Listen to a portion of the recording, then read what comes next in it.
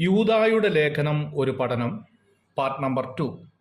യൂദായുടെ ലേഖനം എഴുതിയ കാലഘട്ടം ഏതായിരിക്കും എന്നതിനെ സംബന്ധിച്ച് ഒരു സംശയം ദൈവജനത്തിന്റെ മധ്യത്തിലുണ്ട്. 2 പത്രോസ് 2-ാം അധ്യായത്തിന്റെ 1-ാം വാക്യത്തിൽ ദുരുപദേഷ്ടാക്കൾ ഉണ്ടാകും എന്ന് പത്രോസ് ഓർമ്മപ്പെടുത്തുകയാണ്. 2 പത്രോസ് 3-ാം അധ്യായത്തിന്റെ 3 മുതലുള്ള വാക്യങ്ങളിൽ പരിഹാസികൾ വരും എന്ന് രേഖപ്പെടുത്തിയിരിക്കുന്നു. യൂദായുടെ ലേഖനം 4-ാം വാക്യത്തിലേക്ക് വരുമ്പോൾ നുഴഞ്ഞു വന്നിരിക്കുന്നു എന്ന് കാണുന്നു. അങ്ങനെയെങ്കിൽ പത്രോസിന്റെ ലേഖനം എഴുതിയതിനു ശേഷമാണ് യൂദായുടെ ലേഖനം എഴുതുന്നത് എന്ന് ന്യായമായി വിശ്വസിക്കാൻ കഴിയും. ഏതാണ്ട് AD 67-നും 80-നും ഇടയിൽ യൂദായുടെ ലേഖനം എഴുതി എന്നാണ് പൊതുവെ വിശ്വസിക്കുന്നത്. 1-ാം വാക്യത്തിൽ 3 പ്രധാനപ്പെട്ട കാര്യങ്ങൾ രേഖപ്പെടുത്തിയിരിക്കുന്നു. യേശുക്രിസ്തുവിന്റെ ദാസനും യാക്കോബിന്റെ സഹോദരനുമായ യൂദാ പിതാവായ ദൈവത്തിൽ സ്നേഹിക്കപ്പെട്ടും യേശുക്രിസ്തുവിനാൽ സൂക്ഷിക്കപ്പെട്ടും ഇരിക്കുന്നവരായ വിളിക്കപ്പെട്ടവർക്ക് എഴുതുന്നത് എന്നാണ് 1-ാം വാക്യത്തിൽ കാണുന്നത്. 1-ാം വാക്യത്തിൽ പ്രധാനമായും 3 കാര്യങ്ങളാണ് രേഖപ്പെടുത്തിയിരിക്കുന്നത്. 1, പിതാവാം ദൈവത്താൽ സ്നേഹിക്കപ്പെട്ടവർ.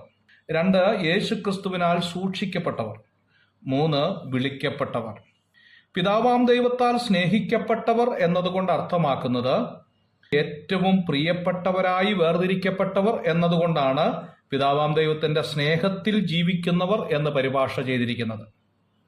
വിശുദ്ധീകരിക്കപ്പെട്ടവർ, വേർതിരിക്കപ്പെട്ടവർ എന്നൊക്കെയുള്ള അർത്ഥമാണ് ഇതിനുള്ളത്.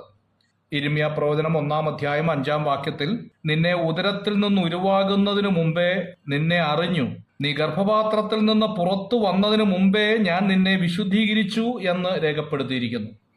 1 കൊരിന്ത്യർ 1-ാം അധ്യായം 8-ാം വാക്യത്തിൽ തന്റെ പുത്രനും നമ്മുടെ കർത്താവായ യേശുക്രിസ്തുവിന്റെ കൂട്ടായ്മയിലേക്ക് നിങ്ങളെ വിളിച്ചിരിക്കുന്ന ദൈവം വിശ്വസ്തൻ എന്നും കാണുന്നു. ഇവിടെ വിളിച്ചിരിക്കുന്ന എന്ന വാക്ക് തന്നെയാണ് സ്നേഹിക്കപ്പെട്ടവർ എന്ന പരിഭാഷ നൽകിയിരിക്കുന്നത്. യേശുക്രിസ്തുവിനാൽ സൂക്ഷിക്കപ്പെട്ടവർ എന്നാണ് 2-ാമത്തെ കാര്യം. യേശുക്രിസ്തുവിൽ എന്ന പ്രയോഗം വിശ്വാസികളുടെ ക്രിസ്തുവിലുള്ള സ്ഥാനം, ബന്ധം, കൂട്ടായ്മ എന്നിവയെ കാണിക്കാനാണ് ഈ വാക്ക് ഉപയോഗിച്ചിരിക്കുന്നത്.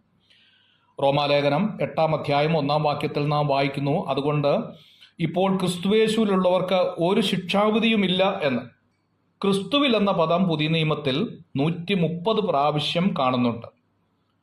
ക്രിസ്തുവിൽ വിശ്വാസി വിശുദ്ധനും ക്രിസ്തുവിന് പുറത്ത് പാപിയുമാണ് എന്ന ഓർമ്മപ്പെടുത്തലാണ് ഈ വാക്ക് നൽകുന്നത്. എൻ്റെ അടുക്കൽ വരുന്നവനെ ഞാൻ ഒരു നാളും കൈവിടുകയില്ല എന്ന് രേഖപ്പെടുത്തിയിട്ടുണ്ട്.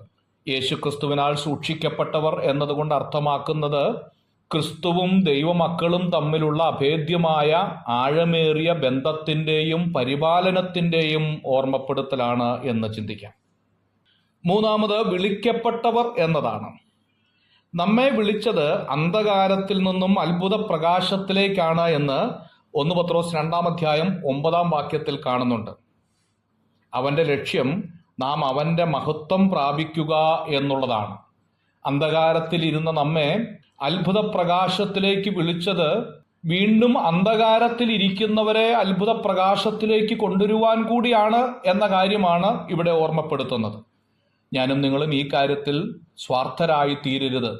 സുവിശേഷ പ്രവർത്തനത്തിലും ദൈവീക കാര്യങ്ങളിലും നമ്മുടെ പങ്കാളിത്തം എത്രമാത്രം ഉണ്ടായിരിക്കണം എന്നതും വിളിക്കപ്പെട്ടവർ എന്ന വാക്കുകൊണ്ട് അർത്ഥമാക്കുകയാണ്. പിതാവാം ദൈവത്താൽ സ്നേഹിക്കപ്പെട്ടവരും യേശുക്രിസ്തുവിനാൽ സൂക്ഷിക്കപ്പെട്ടവരും വിളിക്കപ്പെട്ടവരുമായിരിക്കുന്ന ഞാനും നിങ്ങളും വിശ്വാസത്തിനു വേണ്ടി പോരാടണമെന്നുള്ള ശക്തമായ ഓർമ്മപ്പെടുത്തലാണ് യൂദായുടെ ലേഖനം നൽകുന്നത്. അന്ത്യകാലത്ത് ദുർഘട സമയങ്ങൾ വരും. അങ്ങനെയുള്ള സമയത്ത് ദൈവമക്കൾ എങ്ങനെ ആയിരിക്കണം എന്നുള്ള ഓർമ്മപ്പെടുത്തലാണ് യൂദായുടെ ലേഖനത്തിൽ മുഴുവനും നിഴലിച്ചു കാണുന്നത്. God bless you.